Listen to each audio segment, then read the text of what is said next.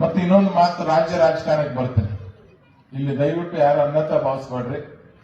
ಇಲ್ಲಿ SC ST ಇದು ನಮ್ಮವರು ಎಷ್ಟು ಜನ ಇದ್ರೆ ಸುಳ್ಳು ಎದುರಲ್ಲಿ SC ST ಜನ ಅಂದ್ರೆ ಈ ಮಾತು ನಾನು ಯಾಕೆ ಹೇಳ್ತೀನಿಪ್ಪ ಅಂದ್ರೆ ಸ್ವಲ್ಪ ವಿಚಾರ ಮಾಡ್ರಿ. ರಾಜ್ಯಗೌಡ ಮಾತಾಡಕತ್ತಾನಂತೇಳಿ ಯಾರು ಕೇಳಕ್ ಹೋಗ್ಬೇಡ್ರಿ. ನೀವು ಮನೆಗೆ ಹೋದಾಗ SC ST ದವರು ವಿಚಾರ ಮಾಡ್ರಿ. ವಿಚಾರ ಮಾಡಿ ನಿರ್ಣಯ ತಗೊಳ್ಳಂತ ಕೆಲಸ ಮಾಡಿ. ಮೊದಲು ಏನಂತಿದ್ರು, ಬಿಜೆಪಿ ಅಂತಂದ್ರೆ ಇದು ಮುಂದುವರೆದವರ ಪಕ್ಷ, ಮೇಲ್ವರ್ಗದವರ ಪಕ್ಷ ಅಂತ ಎಲ್ಲ ಕಡೆ ಮಾತಾಡ್ತಿದ್ರು. ಕಾಂಗ್ರೆಸ್ ಅಂದ್ರೆ ಹಿಂದುಳಿದವರ ದಲಿತರ ಪಕ್ಷ ಅಂತೇಳಿ ಕಾಂಗ್ರೆಸ್ನ ಯಾವತ್ತೂ ಬಿಂಬಿಸ್ತಾ ಬಂದಿದ್ದಾರೆ. ಏನ್ ಮುಂದುವರೆದ ಪಕ್ಷ ಅಂತೇಳಿ ಬಿಜೆಪಿಗೆ ಹೇಳ್ತಿದ್ರಲ್ಲ, ಆ ಮುಂದುವರೆದ ಪಕ್ಷ ಏನ್ ಮಾಡಿತು? ಬಾಬಾ ಸಾಹೇಬ್ ಅಂಬೇಡ್ಕರ್ ಬರೆದಂತ ಸಂವಿಧಾನವನ್ನು ಎತ್ತಿಡಿ ಅಂತ ಕೆಲಸ ಯಾವುದಾದ್ರೂ ಮಾಡಿದ್ರೆ ಅದು ಬಿಜೆಪಿ ಪಕ್ಷ ಮಾಡಿದೆ, ನರೇಂದ್ರ ಮೋದಿ ಸಾಹೇಬರು ಮಾಡಿದ್ದಾರೆ. ಬರೀ ಕೈಯಾಗಿ ಸಂವಿಧಾನ ಬುಕ್ ಹಿಡ್ಕೊಂಡು ಓಡಾಡಿದ್ರೆ ಆಗಂಗಿಲ್ಲ. ಆ ಸಂವಿಧಾನ ಓದಿ ಅರ್ಥ ಮಾಡಿ ಕುಡಿದು ಒಳ್ಳೇದು ಮಾಡಿದಂತ ಕೆಲಸ ಯಾರು? ಬಿಜೆಪಿ ಪಕ್ಷ ಮಾಡಿ. ಸರ್ ನಮ್ಮ ಸರ್ಕಾರ ಇದ್ದಂತ ಸಂದರ್ಭದಲ್ಲಿ ಏನ್ ಮಾಡಿದೀವಿ? ಬಹಳ ಜನ ಹೇಳ್ತಿದ್ರು, ಬಿಜೆಪಿ ಬರೋದ್ರೆ ರಿಸರ್ವೇಶನ್ ತೆಗೆದು ಹೋಗ್ಬಿಡ್ತದ ಹೇಳ್ತಿದ್ರು. ನಿಮ್ಮ ಮನಿ ಬಂದ್ ಹೇಳ್ತಾರೆ, ಬಿಜೆಪಿ ಬಂತಂದ್ರೆ ರಿಸರ್ವೇಶನ್ ತೆಗೆದು ಒಕ್ಕಟ್ಬಿಡ್ತದ. ಅದೇ ಬಿಜೆಪಿ ಅಧಿಕಾರಕ್ಕೆ ಬಂದಾಗ 3% ಇರುವಂತ ST ರಿಸರ್ವೇಶನ್ 3% ಇದ್ದು 7% ಯಾವ್ದಾದ್ರು ಮಾಡಿದ್ರೆ ಅದೇ ಬಿಜೆಪಿ ಸರ್ಕಾರ ಮಾಡಿತು. 15% ಇರುವಂತ SC 17% 2% ಹೆಚ್ಚು ಮಾಡಂತ ಕೆಲಸ ಯಾರಾದ್ರೂ ಮಾಡಿದ್ರೆ ಅದೇ ಬಿಜೆಪಿ ಮಾಡಂತ ಕೆಲಸ ಮಾಡಿತು. ಮತ್ತಿದು ಬಿಜೆಪಿ ದಲಿತರ ವಿರೋಧಿ ಪಕ್ಷನ ಯೋಚನೆ ಮಾಡ್ರಿ ನೀವು.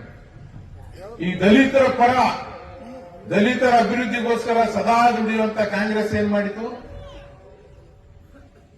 ಮೊನ್ನೆ ಅದು ನಾವು ಒಂದು ಮಿಸ್ಟೇಕ್ ಮಾಡಿದ್ವಿ ಏನ್ ರಾಜಣ್ಣ, ನಾವು ಇದು 3% ಇಂದ 7% ಮಾಡಿದಾಗ 15% 17% ಮಾಡಿದಾಗ ಅಮೀನ್ ತಮ್ಮ ಏನ್ ಮಾಡಿದ್ರು, ಶೆಡ್ಯೂಲ್ ಲೈನ್ ಅಲ್ಲಿ ಸೇರಿಸಬೇಕಾಗಿತ್ತು. ಸೆಂಟ್ರಲ್ ಗೌರ್ಮೆಂಟ್ ಹೋಗಿ ಒತ್ತಡ ಹಾಕಿ ಶೆಡ್ಯೂಲ್ ಲೈನ್ ಅಲ್ಲಿ ಸೇರಿಸಿಬಿಟ್ಟಿದ್ರೆ ಇವತ್ತು ಪ್ರಾಬ್ಲಮ್ ಬರ್ತಿದ್ದಿಲ್ಲ.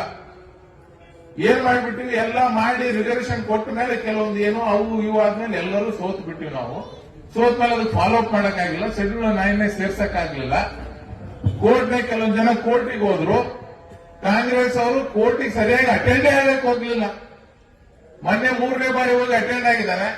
ಆಗಿ ಒಂದು ಅಫಿಡವಿಟ್ ಕೊಟ್ಟು ಬಂದ್ರೆ ಮೊದಲು ಯಾವ ತರ ಇತ್ತು ಅದೇ ತರ ನಾವು ಮಾಡ್ತೀವಿ, ಒಳ ಮೀಸಲಾತಿನೂ ನಾವು ಕೈ ಹಾಕಂಗಿಲ್ಲ. ಈ ಒಂದು ಎಷ್ಟು ಹೆಚ್ಚಾಗಿದೆ ಅಂತ ಎಷ್ಟಿದ್ದು ಎಲ್ಲ ತೆಗೆದು ಮೊದಲಂಗ 3%ಗೆ ಮಾಡ್ತೀವಿ ಅಂತೇಳಿ ಮಾತು ಕೊಟ್ಟು ಬಂದಾರೆ. ನಾವು ಬಿಜೆಪಿಯವರು SC ST ವಿರೋಧಿಗಳು ಅನ್ಸೋರು ನಾವು 3% ಇಂದ 7% ನಾವು ಹೆಚ್ಚು ಮಾಡಿದೀವಿ, 15% ಇಂದ 17% ನಾವು ಹೆಚ್ಚು ಮಾಡಿದೀವಿ. ಈ ಕಾಂಗ್ರೆಸ್ ಅವರು ನಾವು ದಲಿತ ಪರ ಇದ್ದವರು ಅಂತೇಳಿ ನಾವು ಊಟಕ್ಕೆ ಕೊಟ್ಟಂತ ತಟ್ಟೆಯಲ್ಲಿ ಪ್ಲೇಟ್ ನಲ್ಲಿ ಮಣ್ಣು ಹಾಕಂತ ಕೆಲಸ ಯಾರು ಮಾಡಿದ್ರು? ಕಾಂಗ್ರೆಸ್ ಅವರು ಮಾಡಕತ್ತಾರ. ನಾವು ಸೋತರು ನೆಮ್ಮದಿದ್ದೀವಿ. ನಾವು ಸೋತರು ಚಿಂತೆ ಇಲ್ಲ, ಒಂದು ಸಮಾಜಕ್ಕೆ ಒಳ್ಳೇದು ಮಾಡಿದೀವಿ, SC ST ಅವ್ರಿಗೆ ಒಳ್ಳೇದು ಮಾಡಿದ್ವಿ, ಅವ್ರ ಮನೆಗೆ ನೌಕರಿದಾರ ಹೆಚ್ಚಾಗ್ತಾರೆ, ಅವ್ರ ಮಕ್ಕಳಿಗೆ ಒಳ್ಳೆ ವಿದ್ಯಾಭ್ಯಾಸ ಸಿಗ್ತಾ ಅಂತ ಹೇಳಿ ಒಂದು ನೆಮ್ಮದಿಯಲ್ಲೇ ಇದ್ದೀವಿ. ಅದನ್ನು ಹಾಳು ಮಾಡಂತ ಕೆಲಸ ಯಾರಾದ್ರೂ ಮಾಡಿದ್ರು ಕಾಂಗ್ರೆಸ್ ಅವರು ಮಾಡಿದ್ದಾರೆ. ಮತ್ತೆ ಹೇಳ್ತೀರಿ SC ST ಪರ ನೀವು.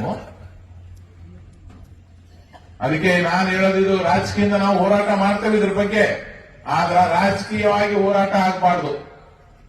ಯಾವ ತರ ಹೋರಾಟ ಆಗ್ಬೇಕಂತಂದ್ರೆ ಎಲ್ಲಾ ಸಮಾಜದವರು, ಎಲ್ಲಾ ಚಿಂತಕರು, ಎಲ್ಲಾ ಹಿರಿಯರು, ಎಲ್ಲಾ ವಿದ್ಯಾರ್ಥಿಗಳು ಕುಂತು ನಿಮ್ಮ ಹತ್ರ ಚರ್ಚೆ ಮಾಡಿ ಇದು ಕಾಂಗ್ರೆಸ್ ಪಕ್ಷ ನಮ್ಗೆ ಅನ್ಯಾಯ ಮಾಡುತ್ತಂತೇಳಿ ಮನೆಯಿಂದಲೂ ಹೋರಾಟ ಪ್ರಾರಂಭ ಆದಾಗ ಮಾತ್ರ ಈ ಪಕ್ಷಕ್ಕೆ ಬುದ್ಧಿ ಕಲಿಸಂತ ಒಂದು ಶಕ್ತಿ ನಮ್ಮೆಲ್ಲರಿಗೂ ಬರ್ತದೆ. ಯಾಕಂದ್ರೆ ಸುಮ್ಮನೆ ರಾಜಕೀಯದಿಂದ ಆಗಂಗಿಲ್ಲ. ನಮ್ದು ಯಾವ ತರ ಆಗಿಬಿಟ್ಟಂದ್ರೆ, ಮೊದಲು ಯಡಿಯೂರಪ್ಪ ಸಾಹೇಬರು ಯಾವ್ದೋ ಒಂದು ಸ್ಟ್ರೈಕ್ ಕುಂತರಪ್ಪ ಅಂತಂದ್ರೆ ಅದು ಫಲ ಸಿಗೋರಿಗೂ ಬಿಡ್ತಿದ್ದಿಲ್ಲ. ಯಡಿಯೂರಪ್ಪ ಸಾಹೇಬ್ ಸ್ಟ್ರೈಕ್ ಮಾಡ್ತಾರಂದ್ರೆ ಮುಖ್ಯಮಂತ್ರಿ ಆದ್ರೆ ಗದಗದ ನಡೆದಂತ ಕೆಲಸ ಆಗ್ತಿತ್ತು. ಆದ್ರೆ ಇವತ್ತು ನಮ್ಮ ಸ್ಟ್ರೈಕ್ ಹೆಂಗಾಗ್ಬಿಟ್ಟದ, ಬಿಜೆಪಿ ಸ್ಟ್ರೈಕ್ ಯಾವಾಗ ಸ್ಟ್ರೈಕ್ ಮಾಡ್ತಿರ್ತೀವಿ, ಯಾವಾಗ ಪತ್ರಕರ್ತರು ನೀವು ಬರ್ತೀರಿ, ನಿಮ್ ಕೈಯಾಗಿ ಕೊಟ್ಟು ಒಂದು ಫೋಟೋ ತೆಗೆದು ಆ ಬಸ್ನೇ ಪೊಲೀಸರು ಕರ್ಕೊಂಡು ಹೋಗ್ಬಿಟ್ರೆ ಮುಗಿದೋಯ್ತು ನಮ್ ಸ್ಟ್ರೈಕ್. ಅಂತ ಸ್ಟ್ರೈಕ್ನಿಂದ ಒಳ್ಳೇದಾಗಂಗಿಲ್ಲ, ಈ ನಮ್ಮ ಸಮಸ್ಯೆ ಬಗೆಹರಂಗಿಲ್ಲ.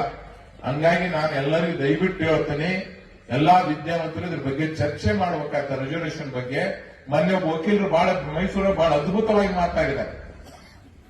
ಎಲ್ಲಾ ಜಾತಿಯವರಿಗೆ ಅನ್ಯಾಯ ಮಾಡಂತ ಕೆಲಸ ಇವತ್ತು ಕಾಂಗ್ರೆಸ್ ಪಕ್ಷದವ್ರು ಮಾಡಕತ್ತಾರೆ.